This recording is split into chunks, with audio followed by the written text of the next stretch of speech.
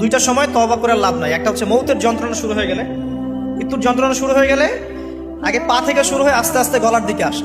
হাদিসে যেমনটা এসেছে, সূরা ওয়াকিয়ার মধ্যেও আছে যে পায়ের দিক থেকে যন্ত্রণা শুরু হয়ে আস্তে আস্তে আস্তে আস্তে এই গলার দিকে আসে, এবং আত্মাটা গলার এখানে যখন চলে আসে, এখান থেকে মালাকুল মউত আত্মাটাকে নিয়ে চলে যায়।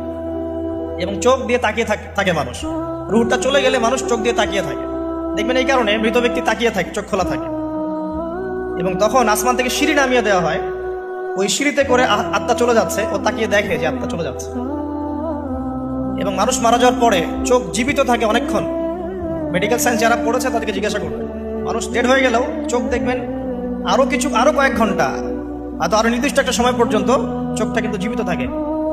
এই জন্য চোখ বন্ধ করে দিতে হয়। যাই হোক, যেটা বলছিলাম যে মৌতের যন্ত্রণা শুরু হয়ে গেলে তওবা করে লাভ নাই, তওবার দরজা বন্ধ। আর পশ্চিম দিক থেকে সূর্য উঠে গেলে তওবা করে লাভ নাই, তওবার দরজা